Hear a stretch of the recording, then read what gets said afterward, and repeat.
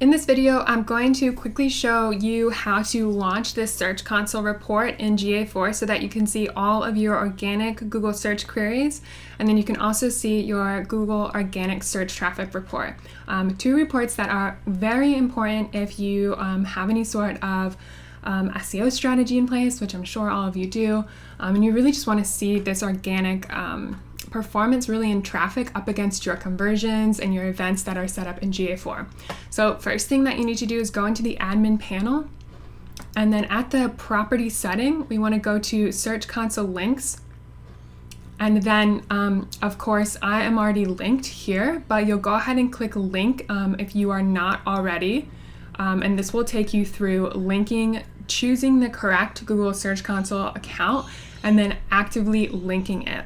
Okay, so that's step number one. You need to make sure that the correct Search Console property is linked up to your GA4 account. Try to use the domain property if possible, so you get all of that good juicy data.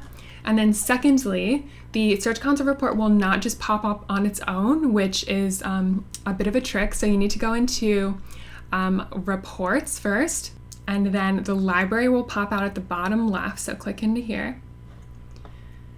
And there's going to be, once it loads, a Search Console report right here. So you'll want to go ahead and click these three dots, and you'll want to hit publish. So mine's already published, so I don't want to hit unpublish, but there would be an option to publish it there. And then once you do publish, you should see it pop up in the search bar, or in the navigation bar here. We have search queries, and then we have the Google organic search traffic. Now, it's not just going to populate in straight away.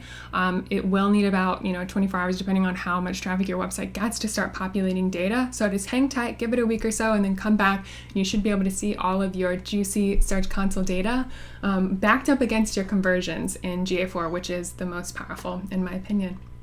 All right, if you like this quick, short video on GA4 and you want to stay up to date with all the new GA4 and paid search tips, go ahead and smash subscribe, and I'll see you in the next video.